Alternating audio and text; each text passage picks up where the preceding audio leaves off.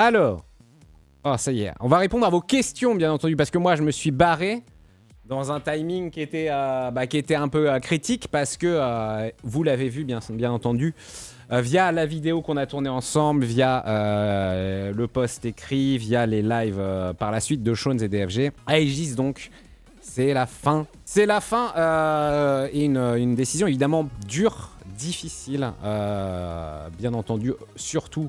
Enfin, les joueurs, on les avait prévenus il y a un moment. J'avais vu Crimson en tête à tête. On avait chacun, comment dire, parlé aux joueurs de nos pôles, entre guillemets, c'est-à-dire DFG a surtout parlé aux joueurs d'échecs, Shones, les joueurs TFT et moi, Mr. Crimson. Et donc difficile, ouais, bien entendu, pour les joueurs, le staff, et difficile pour les fans, bien entendu, notre fanbase dont on est extrêmement fiers. Vraiment une belle famille, une atmosphère, une vibe, une générosité sans faille. Notamment, j'en parlais pendant la vidéo, mais c'est vrai que c'était assez fou, notamment les événements versus l'Evo et compagnie. De voir autant de fans Aegis qui, à la base, venaient surtout de l'écosystème TFT League of Legends, qui sont rentrés dans le jeu de la FGC et qui ont foutu le feu à l'Evo. Donc c'était formidable. Merci encore. Et donc, ouais, difficile au bout de 4 ans. Mais bon, la réalité, je sais que moi, il faut que je fasse attention parce que j'ai tendance à trop parler. Par rapport à Shones, peut-être. Parce que Shones, lui, il arrondit plus les angles. Faut voilà, faire attention, pas que ça déborde sur le LinkedIn.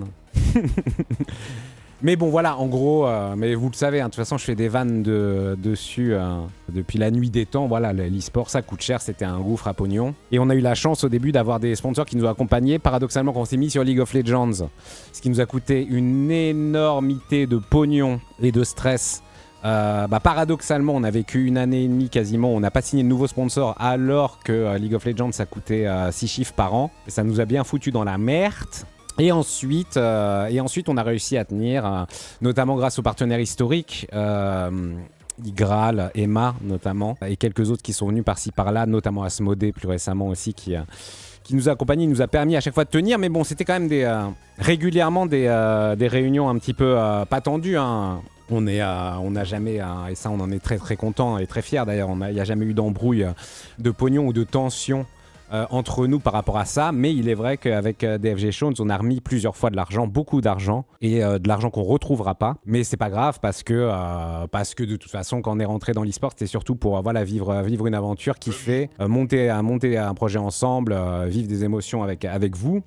Et on va dire que même si c'est énormément d'argent perdu sur 4 ans, c'est de l'argent perdu, entre guillemets, sans regret, sans amertume. Mais il n'aurait pas été raisonnable de continuer en 2026 et de se dire qu'on allait encore, dès le printemps, se demander si on allait faire une année à moins 100 000 ou une connerie comme ça à nouveau, quoi. Donc voilà, il n'y aura plus l'incroyable duo MV et TPK. Donc ça, c'est à voir. Moi, j'avoue que j'aimerais, j'ai évidemment... beaucoup d'affection et d'enthousiasme rapport à Street Fighter 6. J'allais dire la FGC, mais surtout Street Fighter 6. Moi, c'est surtout l'ADN Street Fighter. Je suis pas vraiment spécialiste sur les autres jeux. Et c'est vrai que ma chaîne, elle a été mise à contribution sur plusieurs tournois Street, notamment la Street Fighter League, où on fait les meilleurs chiffres de la compète, notamment des events comme l'Evo et tout. On peut le caster. On a co-créé... l'Aegis Fighting World, l'UFA aussi. L'UFA, je donne ma chaîne, hein. L'UFA, c'est du bénévolat, hein. C'est pour les bros de Gozulting. Il y a eu le Red Bull Comité, il y a eu plein de trucs assez cool. Donc voilà. Donc pour ce qui est de continuer sur Street Fighter, c'est une éventualité, mais j'ai pas envie de vous vendre du rêve. C'est une éventualité seulement dans l'optique, et j'ai mis mon agence là-dessus, où je trouve une marque qui peut nous accompagner et être, entre guillemets, assurer une année de tenue d'un petit roster FGC. Donc pourquoi pas, mais à voir. Et aussi, il y a d'autres entrées d'argent possibles. Est-ce que la Street Fighter League Europe, elle va se refaire? Est-ce que c'est encore Webeda qui l'aura? Je sais pas. Est-ce que si je monte une team, on a forcément un slot? Ça, c'est à négocier. Mais vu les audiences qu'on fait, ça pourrait être négociable. Et puis il y a plein de choses à voir aussi, hein. Il y a des discussions, hein. Il y a beaucoup de choses qui ont changé dans l'écosystème, ne serait-ce que sur les contrats des joueurs. À l'époque, sur les prize pools. Alors de toute façon, les prize pools en FGC, ils sont tellement rares, hein, les juteux, on va dire, tellement c'est compétitif que c'est rare. Mais c'est vrai qu'à l'époque, voilà, il était convenu de ne pas prendre sur les cash prize ou de prendre que 10% parce qu'on payait les joueurs au lance-pierre. Maintenant qu'on qu'on fait des contrats quand même beaucoup plus respectables. Hein. Je vais pas évidemment vous révéler le salaire de Crimson, mais je suis sûr que si vous le demandez, il pourra vous en parler librement. Mais voilà, c'est des beaux salaires avec des prix de déplacement, l'intégralité des voyages, des hôtels, etc. qui sont pris en charge. Donc ça pourrait être intéressant de voir aussi si, entre guillemets, cette dynamique peut changer et que s'il y a un price pool exceptionnel, la structure prenne plus. Un petit peu comme le stacking dans certaines disciplines, etc., etc. Donc voilà. Salaire ou facture. Plus des factures, en l'occurrence, hélas, hein, c'est souvent le cas. C'est rare les cas de CDI dans le milieu de l'e-sport, tout simplement parce que les joueurs sont très volatiles, ça bouge énormément. Et des joueurs comme Crimson, par exemple, ont également d'autres contrats en cours. Ils ont notamment leur revenu Twitch, YouTube, mais ils ont aussi, dans le cas de Crimson, un partenariat avec Nacon, la marque. Il a aidé à designer une manette et il est ambassadeur Nacon également, etc., etc. Donc voilà, mais moi j'aimerais bien éventuellement, ouais, pourquoi pas monter un petit roster à Street Fighter 6, mais bon voilà, comme dit, faut maîtriser, faut pas que ça soit encore une aventure où le pognon s'évapore et il n'y a pas de business plan réfléchi derrière, parce que évidemment derrière ça veut dire quoi? Ça veut dire prendre quelqu'un pour faire la direction artistique de la page du maillot, etc. Prendre un community manager à minima. L'avantage d'un roster avec 2-3 joueurs FGC, c'est que par exemple quelqu'un comme Crimson est très autonome. Il sait prendre il sait prendre ses billets d'avion, il sait prendre ses hôtels, il sait facturer, il mange bien. Il fait pipi dans la cuvette. Donc voilà, ce qui n'est pas évident avec des joueurs de League of Legends, par exemple. Donc ça, c'est déjà ça de prix. Il n'y a pas forcément besoin d'un staff d'accompagnement massif. C'est des joueurs qui sont assez autonomes. Bref, très très cool. Mais comme TFT, hein, j'adore la scène TFT.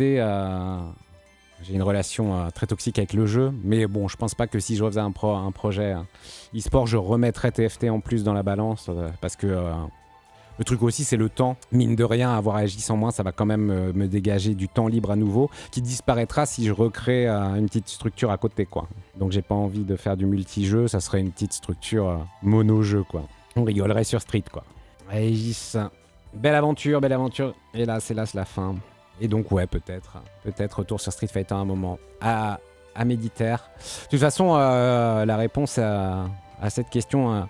elle arrivera assez vite vu que j'ai lancé mon agence dessus et d'essayer de trouver une marque qui pourrait m'accompagner dans ce genre de projet. Et voilà, on verra selon la réponse parce que de toute façon, moi évidemment que j'aimerais continuer à bosser avec Mr. Crimson, mais si j'ai aucune assurance de pouvoir faire le projet, hein, il faut qu'il signe ailleurs et qu'il continue à se développer. Ouais, non, mais Street Fighter 6, même si on n'a pas de projet, etc., moi, de toute façon, je pense qu'on me proposera de prêter ma chaîne pour l'UFA, etc. Il y a plein de trucs possibles. TPK, on s'est parlé évidemment avec TPK. Il y a d'autres gens de la FGC aussi, de créateurs, créatrices de contenu avec qui j'aimerais éventuellement bosser, mais ça, c'est seulement s'il y a un truc qui se fait. Mais il y a des petits trucs FGC rigolos qui vont arriver bientôt. D'ailleurs, c'est Crimson qui est un peu derrière le projet, là, qui monte des petits trucs. Ça va être marrant. En janvier, il y aura des trucs. Faire un trio partenariat avec lui, Nacon et toi. Ah mais Nacon, si Nacon nous écoute... Avec Aegis, on avait discuté aussi avec Nacon. Hein. Mais ça ne s'est jamais fait. À chaque fois, à chaque fois, ça se reniflait le cul et puis on était là en mode « Ah, ça va se faire ?» Non, mais voilà, si Nacon nous écoute, on peut discuter. Hein. Écoutez, l'heure est grave. Je vais urinaire.